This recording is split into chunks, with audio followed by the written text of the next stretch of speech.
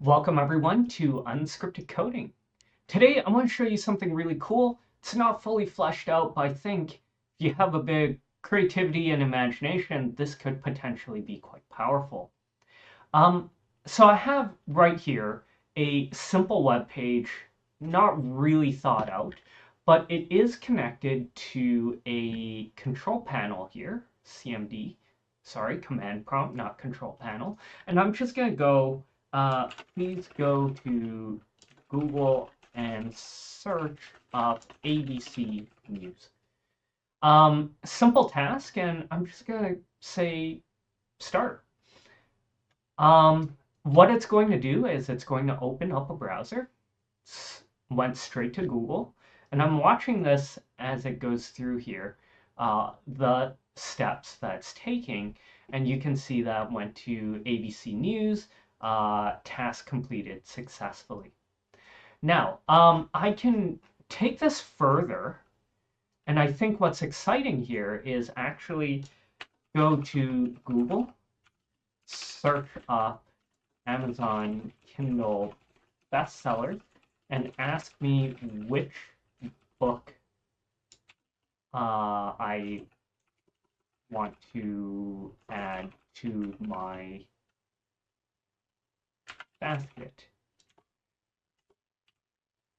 Checkout cart is the word I was looking for. But again, not this one. A new browser is open now. Close the last one. Went to Google, and not the fastest thing in the world, but we're going to wait for it to go and find the Amazon bestsellers. Now, for whatever reason, it decided to scroll up, but here we should be seeing the next steps. So what's going to be cool is we're watching this also over here, and it's going to, or at least it's supposed to prompt me about which one I want.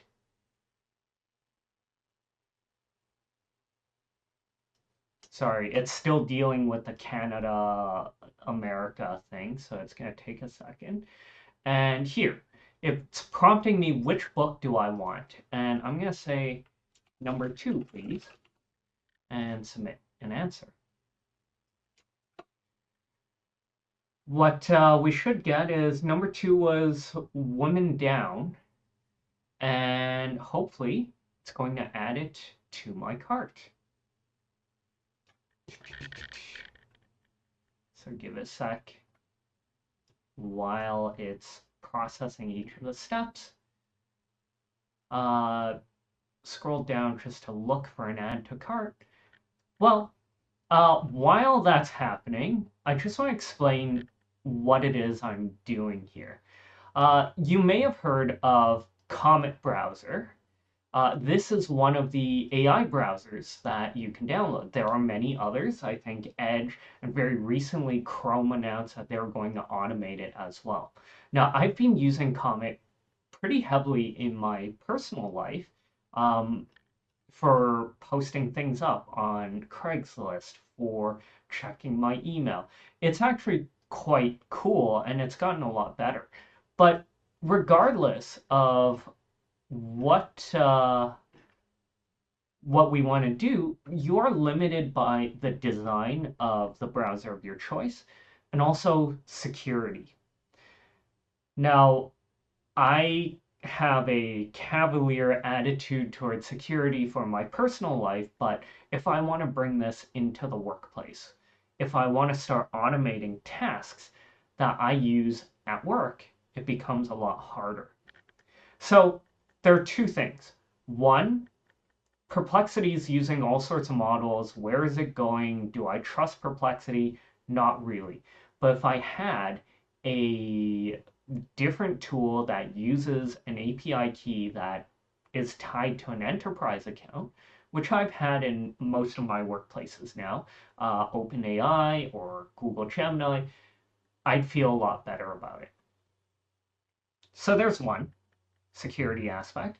But the other one is all of these browsers seem to have just a chatbot. That is the first thing. That's the easiest way to secure natural language input. And you'll see basically I'm doing the same thing, right? I have a chat box,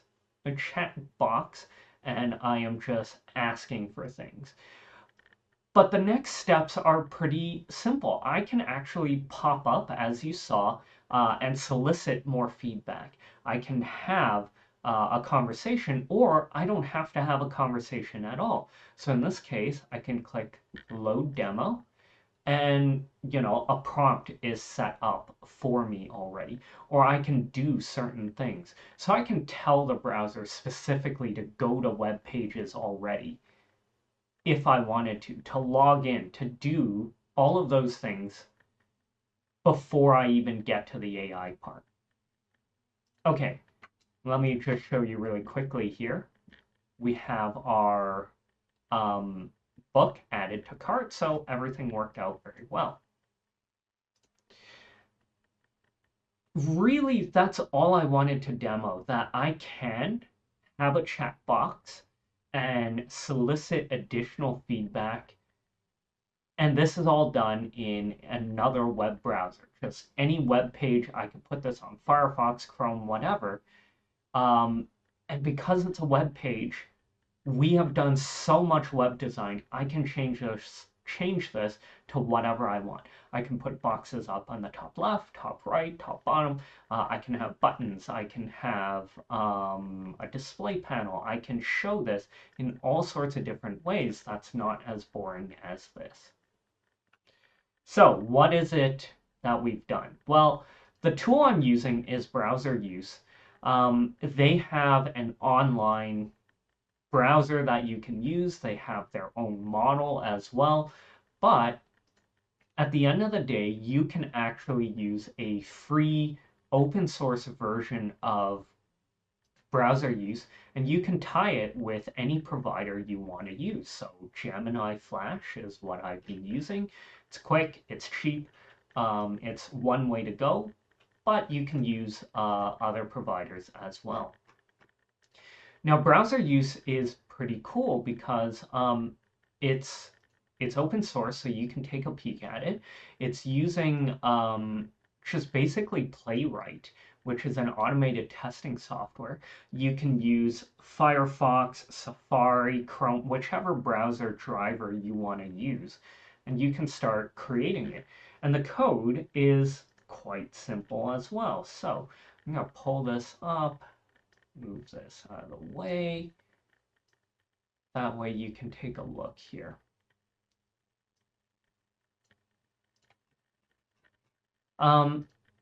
If you look at the main.py that I have set here, this is from their site. And of course, you want this larger so you can actually read it. It's very familiar. You open up a browser, you choose an LLM, and then you set the task, and then you run it. Now, as you build up something, you can do more and more tasks. So if I come down here, no, where's my reset button? Right here. So we are running an agent, so it's running a brand new browser, it's doing various tasks, and it's opening up a new browser every single time, and it's adding to the log as we go. It doesn't have to be complicated. Most of this is actually building out the web page. Now, how I've done this is actually create a Flask server. So if you look at Welcome everyone to Unscripted Coding. Today you'll see in front of you the browser agent control panel, and it's just a window into something pretty cool. It's not fully fleshed out, but I think it'll be quite a powerful tool. So let's just go with a simple demo here. Go to Google and search up PBS News. And I'm going to click Start Task. This is a log of a command prompt, And so you'll see over here, command prompt, but you'll also see that a browser is running on the side now. Now, this is a Chrome driver, but we could use Firefox, we can use Safari as well. But basically, we've asked for something pretty simple. Go to Google, search up CBS News, and I was not touching, this was not me using it. It is AI, and it's actually based on Google Gemini. Now, how I'm doing this is using a tool called browser use. Now, this isn't new. You have seen automated browsers. In fact, there are commercial products like Perplexity Comet. I love Perplexity Comet. It's gotten a lot better since it came out, and so I am using it now to fill out forms, to post things up on Craigslist, for example. So I think Comet's really powerful, but I'll explain in a few minutes why I wanted to build something on my own with browser use. But before that, let's show you something just a little bit more interesting, because you can already do this on Perplexity Comet. Who cares? Let's go with something else. Please go to Amazon, find the, let's go with Amazon.ca and find the current electronics bestsellers. Tell me the top 5 and let me choose one to enter to add to my checkout. Okay, let's try this one more time. I will start the task. It is going to open a brand new browser here, and it's already gone to Amazon.ca. It's going to go through a bunch of steps, so I'm going to leave this on the side for you for now. But let's talk about the problem with Comet Browser. The very first one might be a bit boring. Security. I just don't know. Perplexity, I don't think they have an enterprise-friendly version. So while it's been great in my personal life to fill out forms and stuff, I wanted to start using it at work. Now, I use a contract management system called Ironclad. It's not easy for me to automate. The easiest way to do so would be through a browser like this. Now, this is not the fastest thing in the world, but I could run a dozen browsers on my computer, have it fill out various things, and we can move forward. Browser use is quite nice because it uses, well, you can pay them, you can try a bunch of different things, but at the end of the day, it is also an open source MIT project, MIT open source project, meaning it's completely visible, all of the things.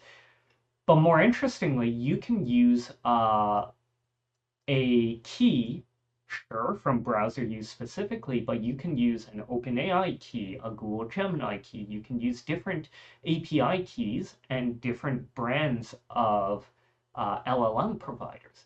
Now, this is really important to me because at work, I have a Gemini API key that is enterprise friendly.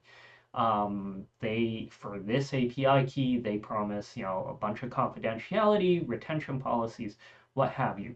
Long story short, work is okay if I run things through the LLM, through that API key, but not just signing up for chat-gpt.com. So that's one. But number two is that Comet is just a chatbot on the side.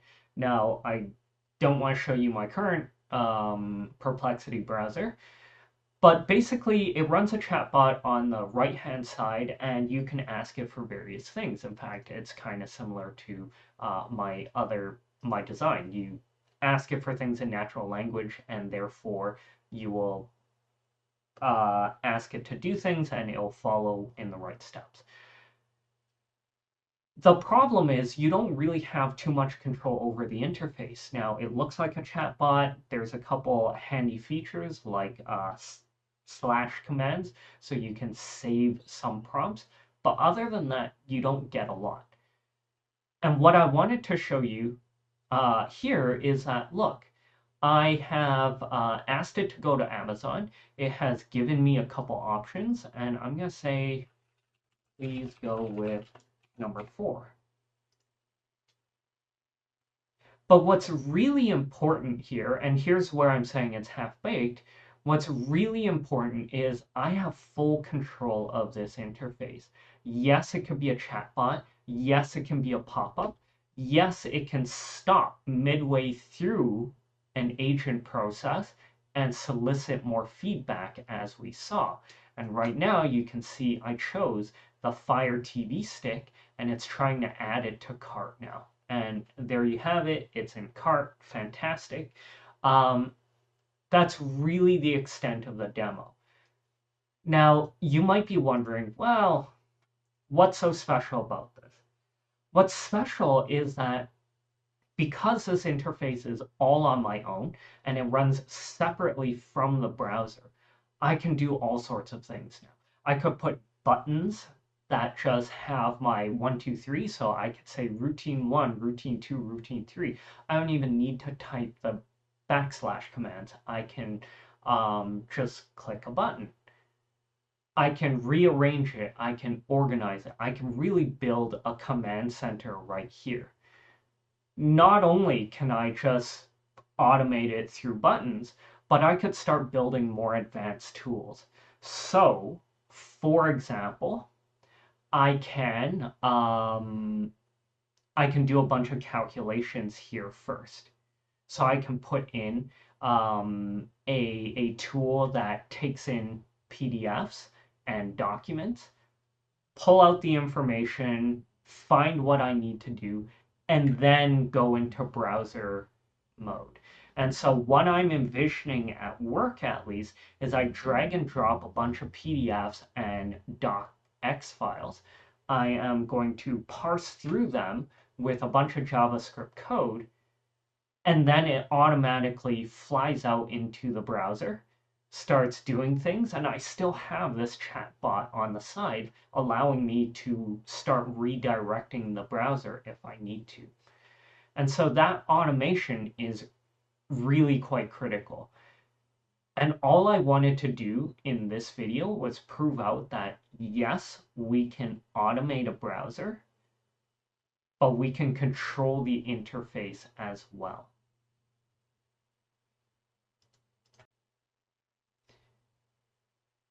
So how does this actually work?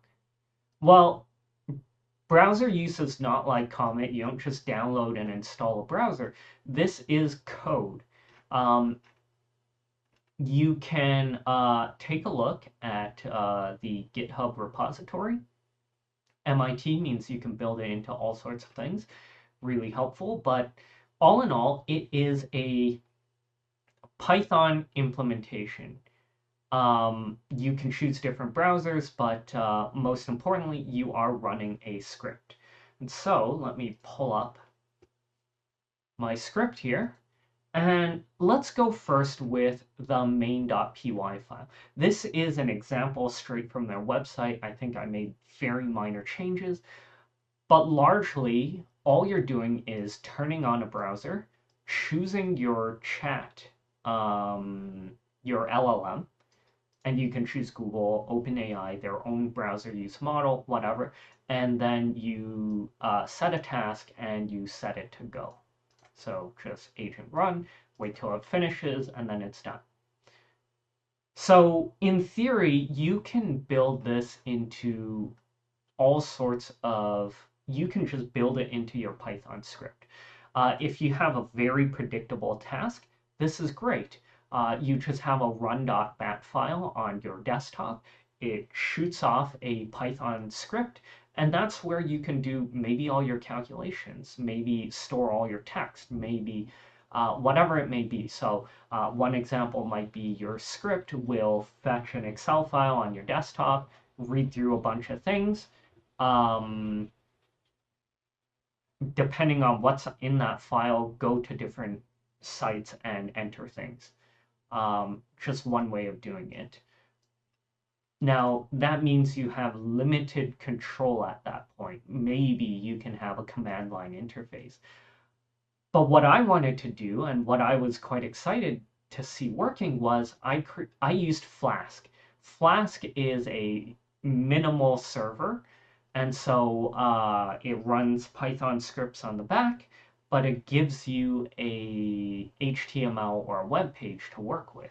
And so that's what we were looking at before when we saw this browser agent control page. It's just a Flask server, and this web page can now be created in Python, adjusted, and we can interact with the web page. And then um, we can just run an agent. So we figure out what all the task is, what we want to do, and then we spin up a new browser, same as before, choose an LLM, start running the agent, and go ahead. All of this other stuff is just so that we can see the log on the web page.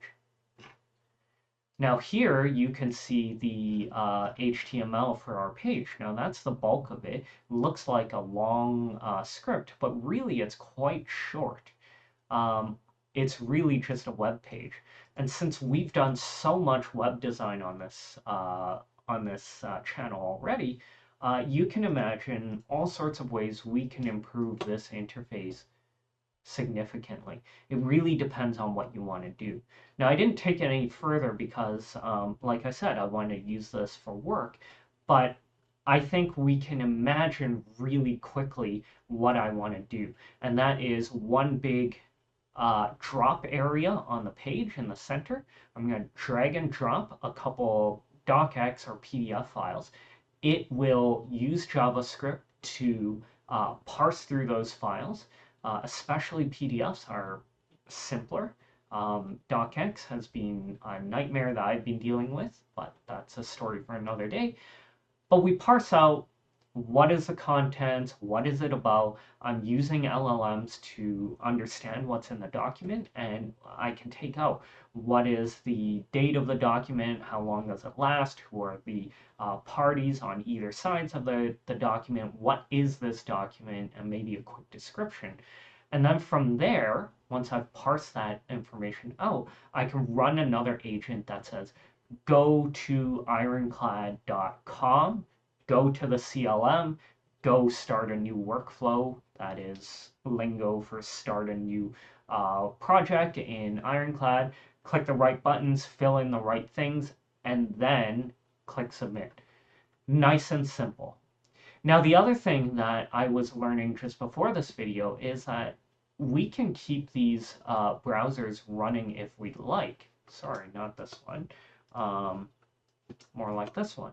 I can create a profile, just have it logged into Ironclad already. I can keep it persisting as well.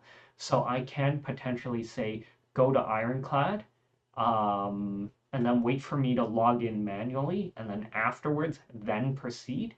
So what we saw before, go to Ironclad, and then a pop-up says, are you done logging in yet? And then I click yes, and then we can see the next interface.